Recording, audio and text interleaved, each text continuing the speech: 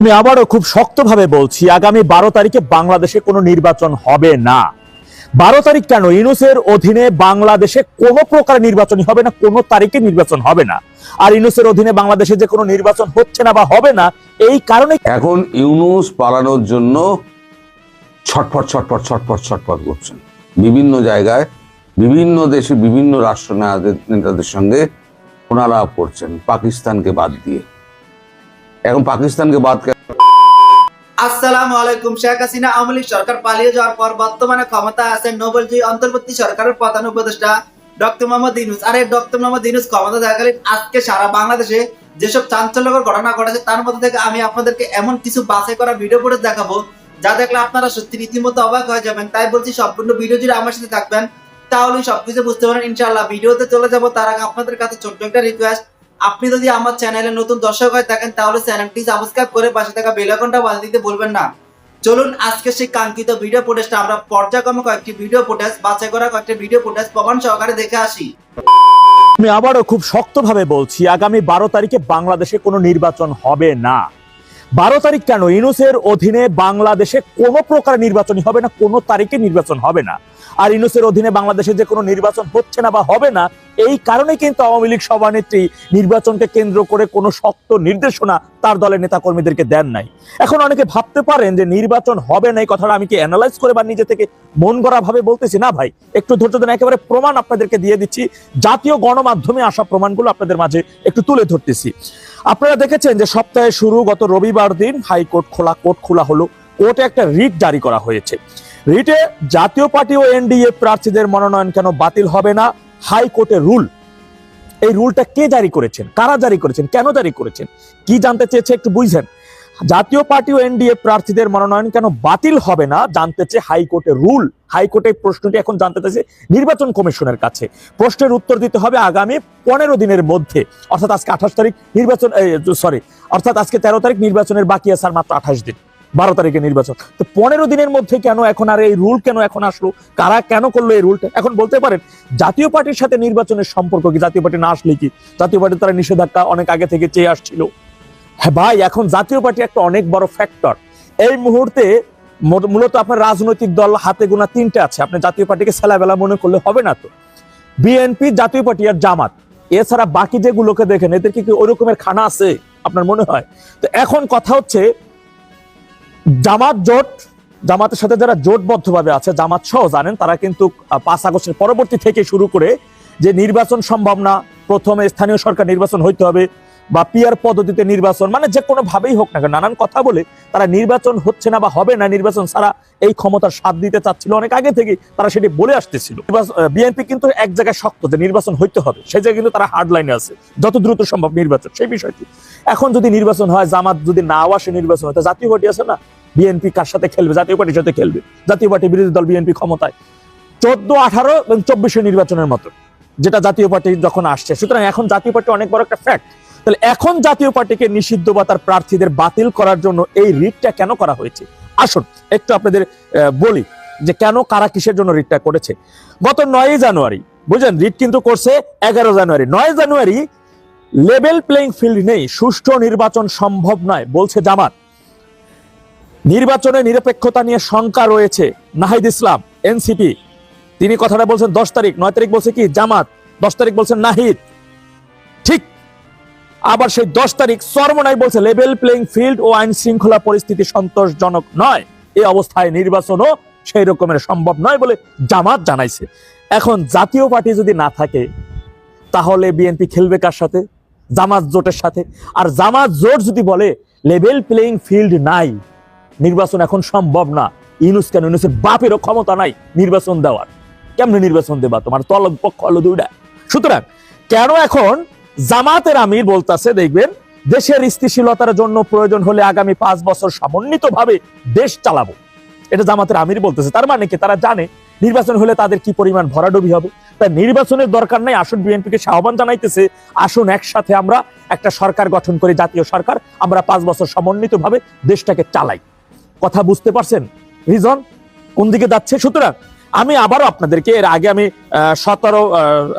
প্রায় 7-8 মাস আগে আমি খুব শক্তভাবে বলেছিলাম যে বাংলাদেশে ডেভিল ইউনূসের অধীনে কখনো নির্বাচন হবে না।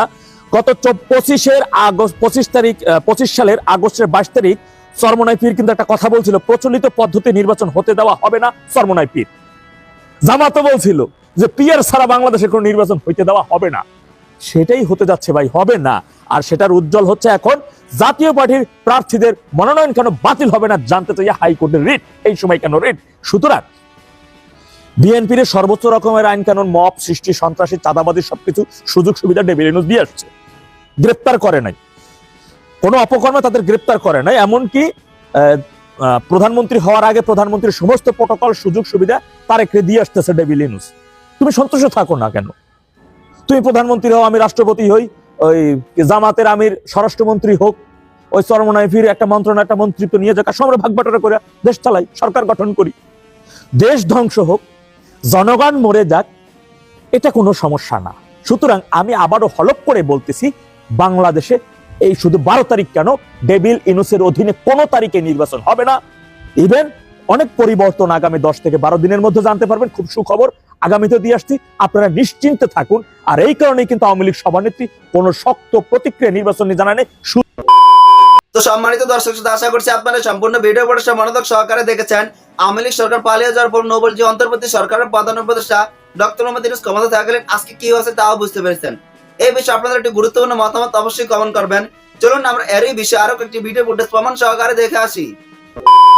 এখন এই সময় এসে গেছে, এখন ইউনূস পালানোর জন্য ছটফট ছটফট ছটফট ছটফট করছেন।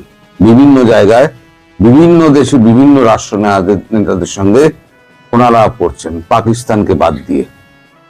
এখন পাকিস্তানকে বাদ কেন? পাকিস্তানে যদি উনি যান, যে কোনো দিন আননোন গানম্যানের শিকার হয়ে যাবেন। সেক্ষেত্রে উনি পাকিস্তানকে এই লিস্ট থেকে বাদ রাখছেন। বাকি রইল আপনার স্পেন থেকে ফ্রান্স অব্দি, জার্মানি, ইতালি, অস্ট্রিয়া, লেবার, কি বলে, আরবিয়ান দেশগুলো, এই সমস্ত জায়গায় উনি ফোন করে সাহায্য চাইছেন এবং বলছেন আমাকে রাজনৈতিক আশ্রয় দেওয়া হোক। কিন্তু এখনো পর্যন্ত কোনো দেশের পক্ষ থেকে তাকে কোনো রকম আশ্বাসবাণী দেওয়া হয়নি। এদিকে আমেরিকায় তো উনি যাবেন না, আমেরিকা ওনাকে ঢুকতেও দেবে না। কারণ এখন যে মার্কিন কংগ্রেস রয়েছে যারা, এবং ডেমোক্র্যাট রয়েছে, রিপাবলিকানরা রয়েছে, তারা এখন ইউনূসের উপরে প্রচন্ড খাপ্পা। সুতরাং মার্কিন যুক্তরাষ্ট্রের ওনার নো এন্ট্রি হয়ে গেছে। তাহলে পরে যে মেক্সিকো পর্যন্ত প্রত্যাখ্যান করেছে, মেক্সিকো জায়গা দিচ্ছে না। মানে একটা নোবেল শান্তি পুরস্কার জয়ী মানুষ, তাকে কোনো দেশ আশ্রয় দিচ্ছে না, তার গায়ে সন্ত্রাসবাদী ছাপ লেগে গেছে। এবার আমি ডিটেলে আসি যে খবরাখবর কি হচ্ছে, ওনার মানে চাপটা কেন বাড়ছে। এক হচ্ছে, গতকালকে পরশু দিনকে আলেকজান্ডার গ্রেনোকোজিভ, তিনি হচ্ছেন রাশিয়ার রাষ্ট্রদূত, 9:30 সকালবেলা ওনার সঙ্গে দেখা করেন 6 মিনিট 30 সেকেন্ডের জন্য, মাত্র 6 মিনিট 30 সেকেন্ডের জন্য একটা ছোট আলোচনা হয়। উনি চাও খাননি, একটা পুতিনের চিঠি, রাষ্ট্রপতি পুতিনের একটা খামবন্ধ চিঠি উনি হাতে পৌঁছে দিয়েছেন, বলেছেন চিঠিটি আপনি পড়ে দেখে নেবেন। তো উনি জানতে চান চিঠির বিষয়বস্তু কি আছে, আমায় যদি আপনি একটুখানি বলেন। তা তখন আলেকজান্ডার গ্রিগো তিনি বলেন যে এখন আর রাশিয়া নিরপেক্ষ হয়ে দর্শকের ভূমিকায় থাকবে না, অ্যাক্টিভলি যা যা করার ভারতের সঙ্গে দাঁড়িয়ে সেই জিনিসগুলো করবে। ভারত যা চাইছে তাই করুন, অন্যথায় আপনার কপালে দুর্ভোগ আছে। এবার চিঠিটি আপনি পড়ে নিন, আমি শর্ট লাইনে যা বলার আমি বলে দিলাম। আরো একটা চাপ এই কারণে যে বেঞ্জামিন নেতানিয়াহু তিনি একটা হুঙ্কার ছেড়েছেন। বলেছেন যে ভারতবর্ষের পাশে বরাবর ইসরায়েল ছিল, সুখে দুঃখে সবসময় ইসরায়েলের পাশে ভারত ছিল। আজকে যখন ভারতের পরিবেশ যখন উত্তপ্ত হয়ে উঠছে, ভারত যখন উত্তপ্ত হয়ে উঠছে একটা পার্শ্ববর্তী রাষ্ট্রের একটা উন্মত্ততার জন্য, তাহলে এখন যদি ভারত কোন রকম ডিসিশন নেয়, সেক্ষেত্রে ইসরায়েল সম্পূর্ণ শক্তি দিয়ে তার পাশে দাঁড়াবে। এটাও হলো গিয়ে দুই। একে তো মার্কিন যুক্তরাষ্ট্র আছে, তারপরে এর মধ্যে ঢুকে পড়লো রাশিয়া, চীন তো আগেই কেটে পড়েছে।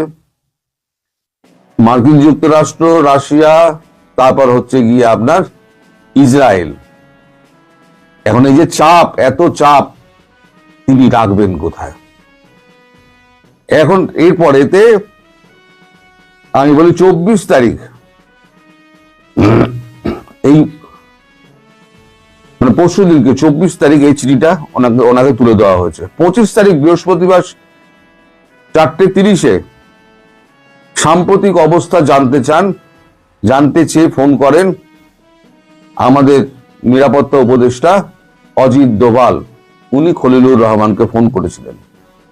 খলিলুর রহমান তখন বসেছিলেন ইউনূসের সঙ্গে যখন ফোনটি এসেছিল। ওখানে আর কে ছিলেন? ওখানে ছিলেন ফাইন্যান্স অ্যাডভাইজার, তার নাম হচ্ছেন সালাউদ্দিন আহমেদ।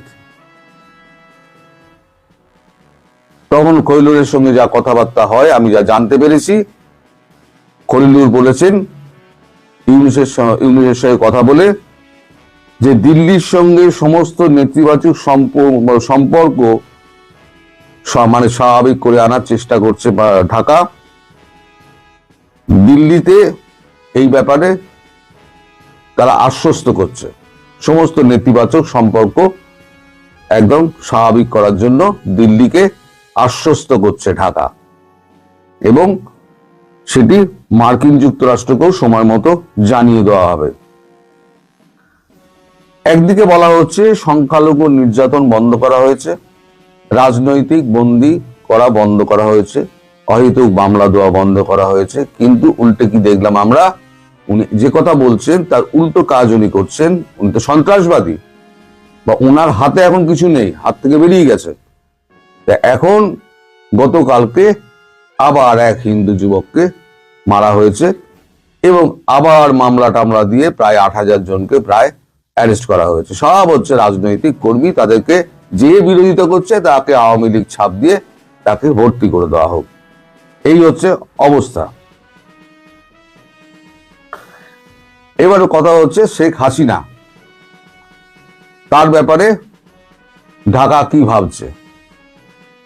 তার ঢাকার পক্ষ থেকে খলিলুর রহমান আশ্বস্ত করেছেন অজিত দোভালকে যে পূর্ণ নিরাপত্তা দিয়ে তাকে ঢাকায় ফিরিয়ে আনার সমস্ত রকম আবহাওয়া তৈরি করা হচ্ছে, পূর্ণ নিরাপত্তা দিয়ে। তখন আমাদের অজিত দোভাল খলিলুর রহমানকে জিজ্ঞেস করেন, এই ব্যাপারে আপনি আমায় কতটা নিশ্চিত করতে পারেন? তখন খলিলুর রহমান বলেন, একটু ফোনটা আপনি ধরুন। তখন বোধহয় ফোনে চাপা টাপা দিয়ে ইউনূসের সঙ্গে কথা হয়েছে। তারপরে খলিলুর রহমান বলেছেন যে আমাদের প্রধান উপদেষ্টা বলেছেন এটা 100% আমরা চেষ্টা চালিয়ে যাচ্ছি, এবং খুব শীঘ্রই এই জিনিসটা, এই আবহাওয়া তৈরি হয়ে যাবে, এবং শেখ হাসিনাকে আমরা পূর্ণ নিরাপত্তায় ফিরিয়ে আনার চেষ্টা করছি। এতে 1 মিনিট ধরবেন। এই ঘটনার পর যখন কথাবার্তা হয়ে যায়, তখন এই ঘটনা প্রধানমন্ত্রী নরেন্দ্র মোদীকে জানানো হয়, জয়শঙ্করজিকে জানানো হয়, এবং ক্যাবিনেটে যারা কিচেন ক্যাবিনেট আছে তাদেরকে জানানো হয় যে এই অবস্থা হয়েছে। তখন আমাদের বিদেশমন্ত্রী জয়শঙ্কর ফোন করেন শেখ হাসিনাকে। শেখ হাসিনাকে ফোন করে বলেন যে এই কথাবার্তা হয়েছে, আপনি যাওয়ার ব্যাপারে কবে ডেট ফিক্স করছেন? উনি বলেন, আমার কিছু এখানে মানে দলীয় কাজকর্ম যে সমস্ত আমি করে রেখে দিয়েছি, সমস্ত নির্দেশের জন্য যে সমস্ত তারিখ ঠিক করা আছে, তাদের সঙ্গে একটু কথা বলে নিয়ে আমি আপনাকে জানাচ্ছি। তো শেখ হাসিনাকে ফেরানোর ব্যাপারে একটা ডেট খুব শীঘ্রই তৈরি হচ্ছে, এবং ইউনূসের প্রতি পুরোপুরি আস্থা না রেখে ভারতবর্ষ ঠিক করেছে 2 ব্যাটালিয়ন কমান্ডো দিয়ে শেখ হাসিনাকে ঢাকায় ফেরানো হবে। সঙ্গে যাবে 2 ব্যাটালিয়ন কমান্ডো। তারাই ব্যক্তিগত নিরাপত্তার জন্য শেখ হাসিনার সঙ্গে until further notice, further order, তারা ওখানেই বাংলাদেশেই থাকবেন। এবং বাংলাদেশে হাসিনা যেখানে থাকবেন, এখন কোথায় থাকবেন সে ব্যাপারে আমি কিচ্ছু জানি না। মানে বঙ্গভবন তো ভাঙচুর হয়ে গিয়েছে, কোথায় থাকবেন না থাকবেন নিশ্চয়ই ভারতবর্ষের সঙ্গে একটা করে কথাবার্তা হয়েছে। একটা গোপনে বাড়ি দেখার কথা আমি বলেছিলাম বহু আগে, শেখ হাসিনার ব্যাপারে বাড়ি দেখা হচ্ছে। এখন সেই বাড়িটি কোথায় না কোথায় সেটা হচ্ছে একমাত্র জানে। একটা প্রচন্ড সুরক্ষিত একটা বাড়ি দেখা হয়েছে, সেই বাড়িটা ভাড়া নেওয়াও আছে এবং তার ভাড়া ভারতবর্ষ গুনে যাচ্ছে প্রতি মাসে কয়েক লক্ষ টাকা করে। সেটা গুনেই যাচ্ছে, 1 বছর ধরে সেটা গুনে যাচ্ছে। হয়তো সেই বাড়িতে গিয়ে উঠতে পারেন। তারপর বঙ্গভবনের কাজ টাজগুলো শুরু হবে, বঙ্গভবনের কাজ টাজ শুরু হলে তিনি বঙ্গভবনে হয়তো গিয়ে ফিরতে পারেন, অথবা সেখানে থেকে তিনি ইলেকশন লড়বেন। ইলেকশন লড়ে তারপর তিনি যদি বিজয়ী হন তাহলে তিনি সরকারি বাসভবন বঙ্গভবনে উনি ফিরবেন। এর মধ্যে বঙ্গভবন সারানো ফারানোর যে কাজগুলো সেগুলো ভারতীয় এখান থেকে শ্রমিক যাবে এবং মালপত্র যাবে, সমস্ত গিয়ে ঠিকঠাক করে নেবে। এদিকে রাশিয়া বলেছে যে আমরা যখন ফিরবেন শেখ হাসিনা, আমরা পুরো সমুদ্র তট ঘিরে রেখে দেবো যাতে পাকিস্তান এদিকে না আসতে পারে।